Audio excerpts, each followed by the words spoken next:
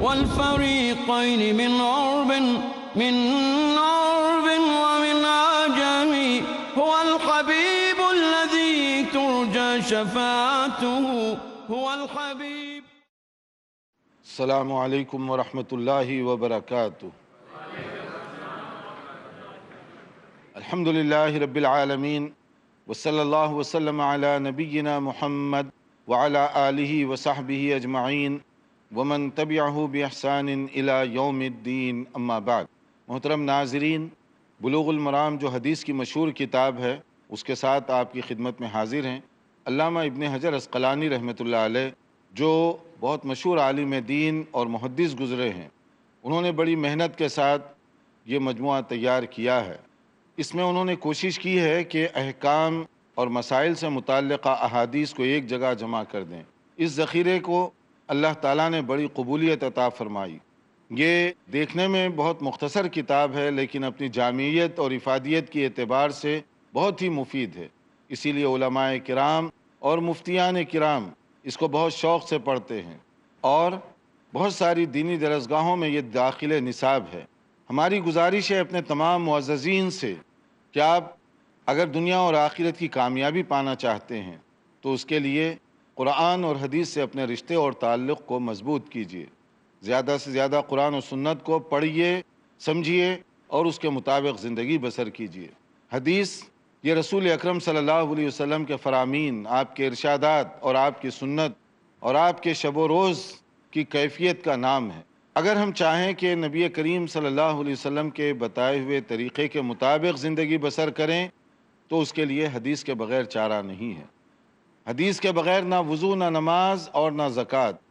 حدیث کے بغیر نہ ہم روز مرہ کی زندگی گزار سکتے ہیں.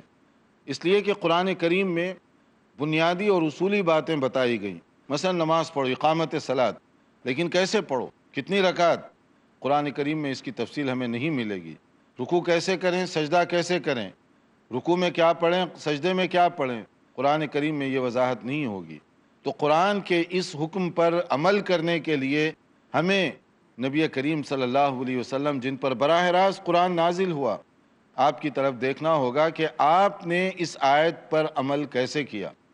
ایک موقع پر حضرت عائشہ ام المؤمنین رضی اللہ تعالی عنہ، ان سے سوال کیا گیا کہ نبی کریم صلی اللہ علیہ وسلم کی سیرت بیان کیجیے. نبی کی سیرت، بایوگرافی ایک بہت بڑا عنوان ہے کہ نبی کی سیرت 63 سال پر مشتمل ہے، اور نبی صلی اللہ علیہ وسلم جب سے نبی بنے اور اس سے لے کر دنیا سے رخصت ہونے تک 23 سال بنتے ہیں. اور اگر صرف 23 سال کی بھی سیرت بیان کرنی ہو تو اس کے لیے بھی بہت وقت چاہیے. مگر ام المؤمنین حضرت عائشہ نے جو جواب دیا، بڑا حکیمانہ جواب. ان لوگوں سے جنہوں نے سوال کیا، انہوں نے کہا کہ تم قرآن نہیں پڑھتے؟ قرآن تو پڑھتے ہیں لیکن ہمارا سوال ہے کہ نبی کی سیرت بیان کیجیے. تو آپ نے فرمایا کان خلقہ القرآن، نبی کے اخلاق، نبی کی زندگی کو سمجھنا ہو قرآن پڑھ لیجیے. قرآن گویا کہ تھیوری ہے تو اس کی پریکٹیکل شکل نبی کی زندگی ہے. قرآن اگر ایک نظریہ ہے تو اس پر عمل نبی نے کیا، پہلا عمل. تو نبی کی زندگی گویا کہ قرآن کا چلتا پھرتا نمونہ ہے. ایک قرآن جو کتابی شکل میں موجود ہے، اس کی عملی شکل جو نبی محمد بن عبداللہ صلی اللہ علیہ وسلم کی شکل میں موجود ہے. تو اس کا مطلب یہ ہوا کہ قرآن کریم کی چلتی پھرتی تصویر اور عملی اگزامپل کو دیکھنا چاہتے ہو تو نبی کو دیکھو. نبی کا جو طریقہ ہے، نبی کا جو انداز ہے، وہی قرآن کہہ رہا ہے. تو اس میں یہ بات بھی نکلتی ہے کہ قرآن کریم کے ساتھ نبی کی طرف دیکھے بغیر خود قرآن کو بھی نہیں سمجھا جا سکتا، خود قرآن کریم کے مطلب پر بھی عمل نہیں کیا جا سکتا. بعض لوگ قرآن کو سمجھنا چاہتے ہیں لیکن کسی اور انداز سے. مثلا کچھ لوگ ایسے ہیں جو قرآن کو سمجھنا چاہتے ہیں جو عربی لینگویج کے اعتبار سے. کچھ لوگ جو قرآن مجید کو سمجھنا چاہتے ہیں صرف قرآن بطور کتاب کے. یہ صحیح طریقہ نہیں ہے، یہ غلط طریقہ ہے. اس لیے کہ قرآن کوئی لٹریچر کی کتاب نہیں ہے، ادبی کوئی کتاب نہیں ہے کہ آپ زبان جانتے ہوں تو قرآن سمجھ لیں. نہیں، قرآن کو سمجھنے کے لیے صاحب قرآن کو دیکھنا ضروری ہوگا. کیونکہ قرآن اگر آپ عربی ڈکشنری اٹھائیں، صلاۃ اس کا ایک معنی ہے، اس میں ملے گا آپ کو ڈکشنری میں، مگر اسلامی ٹرمینالوجی میں صلاۃ کسے کہتے ہیں وہ ڈکشنری نہیں بتائے گی، وہ نبی کی سنت بتائے گی۔ اسی طرح سے صوم، اس کا مطلب ہے رک جانا، لیکن کوئی ڈکشنری یہ نہیں بتائے گی کہ رمضان میں اس طرح روزہ رکھنا، یہ وقت سے یہ وقت تک، اور اس میں یہ کام کریں یہ نہ کریں، یہ آپ کو سنت بتائے گی۔ زکوٰۃ ڈکشنری ایک معنی دے گی اس کا لینگویج کے حساب سے، لیکن اسلام میں جو زکوٰۃ کا تصور ہے، کب دی جائے گی، کیسے دی جائے گی، کون دے گا، کس کو دے گا، وغیرہ وغیرہ، اس کی طرف ساری تفصیل کے لیے سنت کی طرف دیکھنا ہوگا۔ اسی طرح سے حج کا مسئلہ ہے، ڈکشنری کو دیکھ کر آپ حج نہیں کر سکتے، حج کرنے کے لیے آپ کو جانا پڑے گا سنت کی طرف۔ تو اس کا معنی کیا ہوا؟ یہ جو بنیادی چیزیں ارکان اسلام جس کو ہم کہتے ہیں، صوم، صلاۃ، زکوٰۃ اور حج، ان پر بھی آپ اگر سیرت کو نہ دیکھیں، نبی کی سنت کو نہ دیکھیں، عمل نہیں کیا جا سکتا۔ جب ارکان اسلام پر آپ عمل نہیں کر سکتے تو دوسری چیزوں میں کیا کر سکیں گے؟ تو جو لوگ قرآن کو عربی لٹریچر کی بنیاد پر، عربی لینگویج کی بنیاد پر، عربی دانی کی بنیاد پر سمجھنا چاہتے ہیں، وہ انتہائی غلط ہے۔ قرآن کریم کے لیے عربی سمجھنا یہ معاون ہے، مددگار ہے، ضروری ہے، مگر یہ کہنا کہ قرآن کو عربی ہی کی بنیاد پر سمجھیں گے، یہ نادانی کا فیصلہ ہوگا۔ قرآن مجید کو عربی کے ساتھ ساتھ سیرت اور سنت کی روشنی میں سمجھا جائے گا، اور جو لوگ سنت کا، سیرت کا مکمل انکار کر کے کہتے ہیں ہم قرآن کو بس قرآن کے ذریعے سے ہی سمجھیں گے، یہ ان لوگوں کی باتیں ہیں جو قرآن پر عمل کرنا نہیں چاہتے۔ ہم دعوت دے رہے ہیں کہ قرآن کو سمجھیے حدیث کی روشنی میں، قرآن کو سمجھیے فرمان رسالت کی روشنی میں، قرآن مجید کو سمجھیے سیرت کی روشنی میں، تاکہ جن پر قرآن نازل ہوا اور جن پر وحی آتی رہی وہ ہماری رہنمائی کریں کہ اس میں صوم کا مطلب کیا ہے، صلاۃ کا مطلب کیا ہے، کیسے اس پر عمل کیا جائے گا، حج کا معنی کیا ہے، کیسے اس پر عمل کیا جائے گا۔ اور اس سے بہتر رہنمائی کوئی اور نہیں کر سکتا جو رہنمائی کر رہا ہے وحی کی روشنی میں۔ میری اور آپ کی انڈرسٹینڈنگ اپنے نالج کی بنیاد پر ہوگی، مگر رسول اکرم صلی اللہ علیہ وسلم کا فرمان اپنے نالج کی بنیاد پر نہیں، وحی کی روشنی میں تھا، اور وہی جو کچھ نازل ہوتی اسی کے مطابق آپ فیصلہ کیا کرتے تھے۔ وما ينطق عن الهوى ان هو الا وحی یوحى، جو کچھ وہی نازل ہوتی اسی کی آپ وضاحت کیا کرتے تھے۔ وہی آتی اللہ کی طرف سے، قرآن نازل ہوا اللہ تعالیٰ کی طرف سے، تو قرآن کی ایکسپلینیشن بھی نازل ہوئی اللہ ہی کی طرف سے۔ نبی صلی اللہ علیہ وسلم نے صرف وضاحت کی تاکہ سننے والے آسانی سے سمجھ لیں اور اس پر عمل کریں۔ اگر یہ دونوں چیزوں کو ہم تھامے رہیں گے تو اس کا دنیا میں بھی فائدہ ہے اور آخرت میں بھی، اور یہ زندگی کے ہر شعبے میں، جیسے ہم حدیث کی یہ کتاب کا تفصیل سے ہر باب کا خلاصہ اور نچوڑ آپ کی خدمت میں پیش کر رہے ہیں تاکہ کم سے کم وقت میں آپ کو زیادہ معلومات مل سکیں۔ تو ہم گزشتہ بات کر رہے تھے شراب کی حرمت، اور اگر کوئی اس حرمت کو توڑ دے تو پھر اس کا کیا ہے۔ شراب اسلامی شریعت میں حرام کر دی گئی ہے، اور شراب کی حرمت تدریجی مراحل میں گریجولی اسٹیپ بائی اسٹیپ ہوئی، ایک دم اور اچانک حرمت کا حکم نہیں آیا۔ اس لیے اگر کوئی لوگ کہیں کہ شروع اسلام میں بعض لوگ شراب پیا کرتے تھے، یہ نادانی کی بات ہے، اسلامی مزاج سے ناواقفیت کی دلیل ہے۔ اسلام جیسے دھیرے دھیرے آتا گیا، آنے تک کے جو مسائل تھے وہ جاری تھے ان میں، اور وہ آنے کے بعد پھر نیا جو حکم آیا اس پر سب کو عمل کرنا پڑا، اس لیے کہ سب پابند ہو گئے حکم آنے کے بعد۔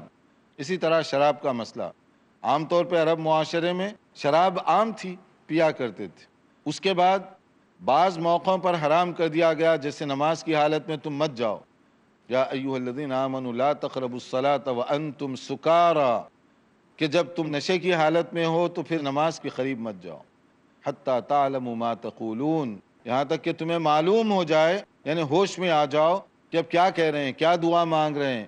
یہ نہ ہو کہ نماز مغرب میں ٹھہرے ہوئے ہیں، معلوم ہی نہیں کہ مغرب ہے، عشاء ہے، فجر ہے، نشے کی وجہ سے دعا کرنے کے لیے ٹھہر رہے ہیں، معلوم نہیں کہ کیا مانگ رہے ہیں۔ تو اس لیے کہا گیا کہ جب تک تم پورے مکمل ہوش میں نہ آ جاؤ، یہ پہلی پابندی لگ گئی ان پر۔ اس طرح سے گویا عادی ان کی عادت چھوٹ گئی، پھر اس کے بعد جا کر شراب کی حرمت کا حکم آیا، سورہ مائدہ کی آیت 90 اور 91، جس کے اندر یہ فیصلہ کن مسئلہ سنا دیا گیا، یا ایھا الذین آمنوا انما الخمر والمیسر والانصاب والازلام رجس من عمل الشیطان فاجتنبوہ لعلکم تفلحون، کہ یہ سب چیزیں جو اس میں بتائی گئی ہیں حرام ہیں، ان سے بچو۔ شراب، خمر، اس کو حرام کر دیا گیا۔ اب خمر جو ہے کیا ہے؟ وہ الخمر ما خامر العقل، خمر یعنی شراب وہ ہے جو عقل کے پردے ختم کر دے، یعنی عقل پر پردہ ڈال دے۔ اب عقل آدمی کی معاف ہو گئی، سوچنے سمجھنے کی پوزیشن میں نہیں ہے، وہی شراب ہے، اسی کو خمر کہا جاتا ہے عربی زبان میں۔ عربی میں شراب میں بڑا فرق ہے، تو کبھی کنفیوژن نہ ہو کہ آپ جو ہے وہاں کئی عرب ہوٹل میں چلے جائیں گے تو وہ پوچھے گا شراب میں کیا چاہیے، تو یہ کہیں گے اچھی ہوٹل ہے مسلمانوں کی اور شراب پوچھ رہا ہے۔ شراب کا مطلب ہے ڈرنکس، وہ پانی بھی ہو سکتا ہے، جوس بھی ہو سکتا ہے، کوئی اچھی چیز بھی ہو سکتی ہے۔ تو شراب عربی میں جب کہیں گے تو اس کا مطلب ہے پینے کی چیز۔ جو شراب ہم کہتے ہیں اس کو عربی میں خمر کہا جاتا ہے، جس کا مطلب ہے نشہ آور چیز۔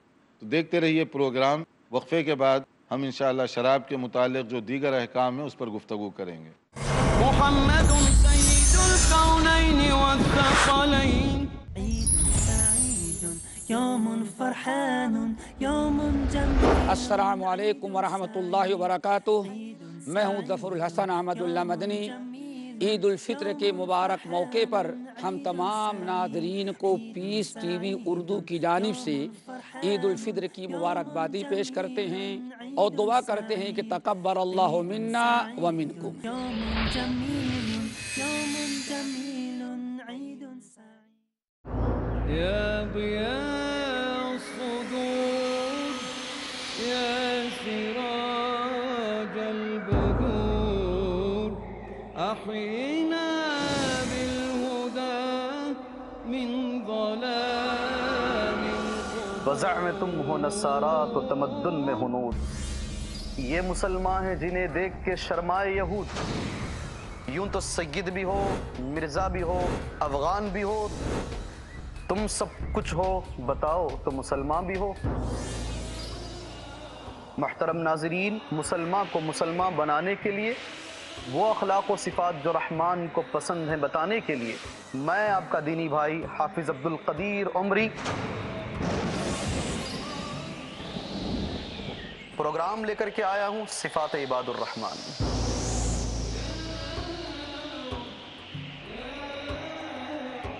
دنیاوی غفلت سے بیداری کے لیے ضروری ہے کہ ہر مسلمان پرکھے شریعت کی کسوٹی پر اپنا ایمان۔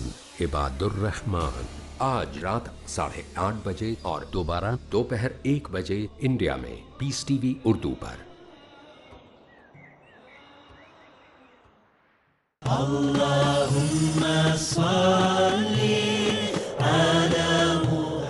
احادیث نبوی صلی اللہ علیہ وسلم۔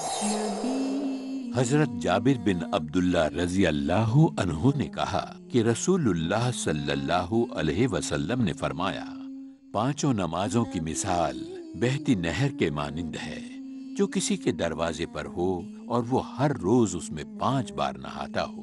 صحیح مسلم جلد نمبر 1 کتاب الصلاح حدیث نمبر 1411۔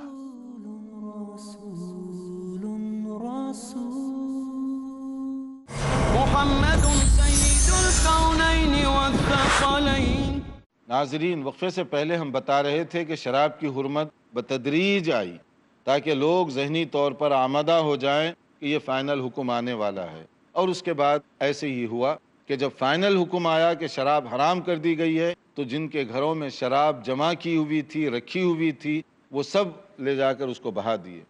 نہ صرف شراب کے پینے اور پلانے پر پابندی لگ گئی، بلکہ شراب میں ڈائریکٹ یا انڈائریکٹ حصے داری وہ سب کی سب حرام قرار دے دی گئی۔ پینا، پلانا، اس کا کاروبار کرنا، اس میں معاونت کرنا اور اس کا نفع کمانا، ساری چیزیں حرام ہیں۔ لہٰذا جو لوگ کاروبار کر رہے ہیں اور کہتے ہیں کہ شراب ہم نہیں پیتے مگر دوسروں کو آپ پلا رہے ہیں، حرام ہے۔ اور کوئی لوگ ایسے ہیں جو شراب بیچنے والوں کے لیے اپنی دکان یا اپنا علاقہ کرائے سے دیے ہوئے ہیں، ملگی، اور اپنی شاپ کرائے سے دیے ہوئے ہیں، اور اس سے جو آمدنی آ رہی وہ حرام ہے، کیونکہ اس میں معاونت جائز نہیں ہے۔ ولا تعاونوا علی الاثم والعدوان، گناہوں کے کاموں میں ایک دوسرے کی تم مدد نہیں کر سکتے، اس کو بھی منع کر دیا گیا۔ شراب کی معاونت یہ جائز نہیں رکھی گئی۔ اب شراب، خمر کیا ہے؟ الخمر ما خامر العقل، یعنی شراب وہ ہے جو آدمی کی عقل کو معاف کر دے۔ اب اگر یہ کسی بھی چیز سے ہو جائے نشہ تو اس کا یہی حکم ہے، چاہے وہ افیون ہو، گانجا ہو، چرس ہو، کوئی بھی ہو، ان سب کا حکم یہی ہوگا، کیونکہ ان سب کا مقصد یہی نشہ ہے۔ نشے کی شکلیں الگ الگ ہیں، طریقے الگ الگ ہیں، مگر مقصد ایک ہے، تو وہ سب گناہ میں برابر کے شامل ہوں گے۔ شریعت میں وہ سب چیزیں حرام کر دی گئی، ناجائز قرار دے دی گئی۔ شراب، اس کی اتنی حرمت جو ہے، اس کو کہا گیا ام الخبائث، برائیوں کی جڑ ہے، برائیوں کی ماں ہے یہ شراب، کہ ایک آدمی جب شراب پیتا ہے تو اس سے کچھ بھی گناہ ہو سکتا ہے، کیونکہ وہ اپنی عقل پر خود ہی پردہ ڈالا ہوا ہے۔ تو اب آدمی کو اچھی بری، جائز ناجائز کی تمیز اس وقت نہیں رہتی، تو وہ کچھ کہہ سکتا ہے، کچھ کر سکتا ہے، کچھ بھی ہو سکتا ہے اس سے، تو برائیوں کی جڑ ہے یہ۔ اسی لیے آپ دیکھیں گے کہ بعض علاقوں میں شراب کی وجہ سے جو بیماریاں پیدا ہو رہی ہیں، اس کی وجہ سے وہاں کے اپنے غیر مسلم حکمران بھی پریشان ہیں۔ برطانیہ کی NHS رپورٹ کے مطابق تقریباً NHS کا جو بجٹ ہے اس کا 1/3 کے قریب، 1/3 کے قریب صرف شراب اور اس سے متعلقہ بیماریوں پر خرچ کرنا پڑتا ہے۔ شراب پی رہے ہیں، لیور خراب ہو گیا، شراب پی رہے ہیں، اندرونی حصہ ڈیمیج ہو گیا، شراب پی رہے ہیں، کینسر آ گیا، شراب پی رہے ہیں، السر پیدا ہو گیا، وغیرہ وغیرہ۔ یعنی سماجی برائیوں کے علاوہ یا میڈیکل پوائنٹ آف ویو سے، طبی نقطۂ نظر سے اس کے نقصانات، سماجی برائیاں، وہ تو پولیس کیا کیا رپورٹ دے رہی ہے کہ شراب پی کر آدمی اپنے گھر کو جلا دیا، خود جل گیا، اور بیوی بچوں کو مار دیا، وہ حملہ کر دیا، یہ کر دیا، اور پھر مالی طور پر لوگ کنگال اور فقیر بنتے چلے جا رہے ہیں اسی شراب کی وجہ سے۔ جب آدمی نشہ کرتا ہے محسوس نہیں ہوتا کیا میں خرچ کر رہا ہوں، کیا میری آمدنی ہے، اور اس طرح سے وہ زیادہ سے زیادہ خرچ کرے گا اور زیادہ سے زیادہ نقصان اٹھائے گا، خود فیملی اور اپنے متعلقین کو بھی نقصان پہنچائے گا۔ بلکہ ایسے شرابی بھی دیکھے گئے جو گھر کے ساز و سامان کو خود چوری کر کے بیچ رہے ہیں، اپنی بیوی سے چوری، اپنے بچوں سے چوری، تاکہ وہ نشہ جو ہے کسی طرح پورا کر سکے۔ اور کتنے ایسے ڈرگس کی بیماری میں مبتلا لوگ ہیں، آپ دیکھیے کہاں کہاں بیٹھ کر وہ نشہ کرتے ہیں۔ کوئی نالیوں میں بیٹھا ہوا ہے، کوئی نالی کے اندر گٹر میں جا کے بیٹھا ہوا ہے، کوئی نہ جانے کیا کیا کیسی کیسی جگہوں پر، جن کا ذکر کرنے سے کراہیت سی پیدا ہوتی ہے، تنفر پیدا ہوتا ہے، وہاں بیٹھ کر آپ نشہ کر رہے ہیں۔ کیونکہ جب وہ نشہ کرتا ہے اس کو ہوش نہیں ہے کہ میں کتنی گندی جگہ بیٹھا ہوا ہوں، میں کہاں بیٹھا ہوا ہوں، میرے پاؤں کہاں گر رہے ہیں، لیکن چونکہ وہ نشے میں ہے۔ اور اسی طرح سے اگر آدمی جب نشے کا عادی بن جائے، پیسے نہ ہوں، آمدنی اس کی معقول نہ ہو، تو پھر وہ چوری کرے گا، لوگوں کے مال لینے کی کوشش کرے گا، کیونکہ یہ عادت کسی طرح سے پیچھا نہیں چھوڑتی جلدی۔ اب اس کو پورا کرنے کے لیے کیا کیا غلط دروازے کھٹکھٹاتا ہے، وہ کیا کیا برائیاں کرتا ہے۔ وہ دیکھتے جائیے، ایک برائی سے دوسری، دوسری سے تیسری، چوتھی، کتنی برائیاں پیدا ہوئی۔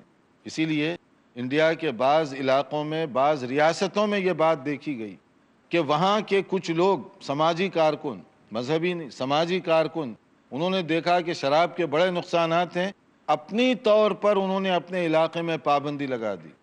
کوئی مزدور، کوئی لیبر، کوئی اس طرح کا کام کرنے والا شراب پی کر نہیں آئے گا اپنے گھر، کیونکہ وہ لوگ دیکھ رہے ہیں شراب پی کر آتے ہیں اور اپنے بچوں کی پٹائی کر رہے ہیں، بیوی کی پٹائی کر رہے ہیں، گھر کی چیزیں لے جا کر بیچ رہے ہیں، روزانہ دن بھر کی مزدوری شراب پی کر اڑا دی جاتی ہے، گھر والے کیا کھائیں گے؟ تو اس کے لیے مقامی بعض لوگوں نے خود اپنی طور پر یہ پابندی لگا دی تھی۔ تو اس سے اندازہ کیا جا سکتا ہے کہ اس کے کتنے سنگین نقصانات ہیں۔ مگر یہ عجیب ڈبل اسٹینڈرڈ ہے مغربی ممالک کا، مشرقی ممالک کا، کہ حرص اور لالچ کچھ ایسی بلا ہے کہ شراب کی برائیوں پر لوگوں کی توجہ دلانے کے لیے اگر آپ ہزاروں ڈالر خرچ کر رہے ہیں کہ شراب سے یہ برائی ہے، یہ برائی ہے، یہ خرابی ہے، اور ہزاروں کے مقابلے میں لاکھوں ڈالر خرچ کر رہے ہیں شراب کے ایڈورٹائزمنٹ پر، یہ عجیب منافقت ہے۔ اگر شراب غلط ہے تو پھر پابندی لگائیے۔ آپ ایک طرف غلط ہے لوگوں کو سمجھا بھی رہے ہیں، اور دوسری طرف یہ ہے کہ لاکھوں ڈالر اس کے ایڈورٹائزمنٹ پر، اس کے اشتہار پر خرچ کیے جا رہے ہیں۔ گویا وہ یہ کہہ رہا ہے کہ پیجئے شراب، پیو شراب، اور آپ کہہ رہے ہیں مت پیو، نقصان ہے، نقصان ہے، اور حکومت ہی کہہ رہی ہے کہ تم ایڈورٹائزمنٹ تمہارا کرو، ہم اپنا ایڈورٹائزمنٹ کریں گے۔ اور بعض حکومتیں کہتی ہیں ہمیں معلوم ہے کہ شراب میں نقصانات ہیں مگر اجازت ہم دیتے ہیں کیونکہ اس کی وجہ سے ٹیکس ریٹرن اچھا آتا ہے حکومت کے خزانے میں. یعنی حکومت اپنے فائدے کے لیے پوری قوم کی صحت کا سودا کر رہی ہے، اس کو تباہ اور برباد کر رہی ہے، یہ جان کر کے یہ نقصان دہ ہے. اور بعض ایسے مسلم ممالک بھی ہیں خیر سے کہ وہ خصوصی پرمٹ دیتے ہیں شراب کے لیے، خصوصی پرمیشن، عام لوگوں کو اجازت نہیں ہے لیکن خاص لوگ پی سکتے ہیں، ہائی کلاس لوگ پی سکتے ہیں، ٹاپ کلاس لوگ پی سکتے ہیں، اونچی کلاس کے لوگ وہ پی سکتے ہیں. عوام کے لیے پابندی ہے. یہ دوغلی پالیسی ہے، یہ غلط قسم کی پالیسی ہے. اور پھر وہ اونچی کلاس کے تعویلات کی جاتی ہیں کہ کچھ غیر مسلموں کے لیے ہے، حالانکہ پیتے خود وہاں کے رہنے والے ہیں، نام ہے لائسنس کے لیے وہ ان کے لیے لی جاتی ہے لیکن پینے والے خود یہی ہیں. ایک اتفاق سے عرب ملک نے، غریب ملک ہے اتفاق سے، وہاں پر انہوں نے اپنے کچھ ٹیکنیشین طلب کیے تھے بعض ایسے ممالک سے جیسے مغربی ممالک سے، تو ان سے یہی کہا گیا کہ آپ نے تو شراب پر پابندی لگا رکھی ہے اپنے ملک میں غریب ہونے کے باوجود، اور ہمارے ٹیکنیشین جو ہیں وہ زیادہ تر شراب کے بغیر رہ نہیں سکتے، تو کام کے دوران نہ بھی پئیں، بعد میں ان کو شراب کی ضرورت پڑتی ہے تو کیسے ہم بھیجیں؟ تو انہوں نے پوچھا، بڑے اچھا سوال کیا کہ آپ کے ملک میں جتنے ماہرین ہیں سبھی شرابی ہیں؟ انہوں نے کہا کہ نہیں، کچھ لوگ نہیں پیتے لیکن زیادہ لوگ پیتے ہیں. تو انہوں نے کہا کہ جو نہیں پیتے ہمیں وہ دے دیجئے، جو پیتے ہیں وہ آپ ان کی خدمات سے فائدہ اٹھائیے. مگر انہوں نے کمپرومائز نہیں کی. ایک اور ملک کے لیڈر کہیں ایک اچھی تقریب میں گئے، سرکاری تقریب ہے، تو اس کے اندر جو پروٹوکولات ہیں اس میں انہوں نے ایک بات کہی کہ اگر میں مجلس میں آؤں گا تو اس مجلس میں شراب نہیں سرو کی جائے گی. تو اب وہ ان کے لیے ایک مسئلہ بن گیا، کیونکہ شراب کو آج کل بعض لوگ تہذیب اور تمدن کی علامت سمجھتے ہیں. اب وہ کہنے لگے کہ اتنی بڑی دعوت اور سارے وی آئی پیز ہوں گے اس میں اور شراب نہ رکھی جائے. کہہ رہے ہیں کہ ہمارا یہی طریقہ ہے، اگر شراب ہوگی تو ہم نہیں آئیں گے، آپ وی آئی پیز کے ساتھ دعوت کیجئے، اور اگر آپ چاہتے ہیں کہ ہم آئیں تو پھر وہ جس پارٹی میں ہم بیٹھیں گے وہاں شراب سرو نہیں ہوگی. اس کے لیے ان کو پورے مینیو کو چینج کرنا پڑا، کیونکہ اصل جس کے لیے دعوت کی جا رہی تھی سربراہ مملکت، انہوں نے کہہ دیا کہ ہم نہیں پیئیں گے، نہ ہماری مجلس میں کوئی بیٹھ کر پیے گا. تو اب ان کو پابندی کرنی پڑی، ورنہ اگر وہ نہ آتے تو یہ تو ایسے ہی تھا کہ بارات بغیر دلہے کے جا رہی ہے. تو یہ بھی ایسے ہی تھا کہ جس کے لیے آپ جو ہے پورا پروگرام کر رہے ہیں وہ اس نے کہہ دیا کہ شراب ہوگی تو ہم نہیں آئیں گے. ایسی کچھ اچھی مثالیں کچھ لوگوں نے قائم کی. غالب اکثریت ان لوگوں کی ہے جو خود بھی پیتے ہیں، پلاتے بھی ہیں، جو خود ہی سرو کرتے ہیں، جو ایسے موقعوں پر ان سے بڑھ کر شراب جو ہے وہاں اس کا انتظام کرتے ہیں. یہ احساس مروبیت ہے. اللہ نے ایک چیز کو حرام کر رکھی ہے تو آپ اس کو حلال کرنا چاہتے ہیں مختلف بہانوں سے، حلال اور جائز کر رہے ہیں تو اس کی تباہیاں بھی دیکھ سکتے ہیں ملک میں کیا ہو رہی ہیں. اب لوگ افیون گانجا اس کو منع کرتے ہیں، لیکن غالب اکثریت منع کرنے والوں کی وہ ہے جو اس کو خود پرموٹ کرتی ہے. ورنہ معلوم ہے کہ کہاں اس کی کاشت ہوتی ہے، کیسے اس کو آگے بھیجا جاتا ہے، کیسے اس کو جو ہے نا منتقل کیا جاتا ہے دوسرے ملک میں. لیکن کیوں نہیں پکڑتے؟ پھر پکڑتے وہ بیچاروں کو ہیں جو اسٹریٹ پر بیچنے کے لیے لیتے ہیں، پکڑے وہ جاتے ہیں. جو اصل بڑی مگرمچھ ہیں، جو سپلائرز ہیں مین، وہ جہاں کے وہاں بیٹھے ہوئے ہیں. تو اس کا مطلب ہے کہ یہ انڈرسٹینڈنگ سے کاروبار ہو رہا ہے. ذمہ داروں کو یہ معلوم ہے کون سپلائر ہے، کہاں سے یہ آ رہی ہے، کس طریقے سے اس کو ٹرانسپورٹ کے ذریعے بھیجا جا رہا ہے، اور بعد میں جا کر لوگوں کا منہ بند کرنے کے لیے یا بیوقوف بنانے کے لیے آرڈنری چند لوگوں کو پکڑ لیا جاتا ہے کہ ہم اس کی روک تھام کے لیے بڑی کوششیں کر رہے ہیں. تو اس لیے ساری چیزوں کا جو خلاصہ ہے، شراب اور اس سے متعلقہ یہ سب چیزیں حرام ہیں. اس میں اور کچھ مسائل ہیں کہ شراب سے متعلقہ، اس کے لیے دیکھتے رہیے ہمارا پروگرام، انتظار کیجیے آئندہ لیکچر کا، اس میں ہم انشاءاللہ مزید اس پر روشنی ڈالیں گے. اگر کوئی سوال ہے تو پہلے آپ کر لیجیے. جی السلام علیکم شیخ. وعلیکم السلام. پہلے طب نبوی سے علاج ہوا کرتا تھا، آج میڈیسن ہے، تو میڈیسن میں ڈرگس وغیرہ مکس ہوتی ہے، تو یہ کھانا ہمارے لیے حلال ہے کہ حرام ہے؟ ہاں، پہلے طب نبوی سے علاج ہوا کرتا تھا، آج میڈیسن میں کچھ ایسی چیزیں جو ہمارے لیے درست نہیں ہیں، تو کیا وہ ہمارے لیے ٹھیک ہے؟ تو دیکھیے جنرلی میڈیسن میں بھی آج کل بہت ترقی ہوئی ہے، اور اگر آپ چاہیں کہ اسلامی آداب کے مطابق دوائیں آپ کو ملیں جو ایک مسلمان کے لیے جائز ہے، مارکیٹ میں وہ موجود ہے، کبھی کبھی تلاش کرنا پڑتا ہے لیکن موجود ہے، بڑی آسانی سے آپ وہ لے سکتے ہیں۔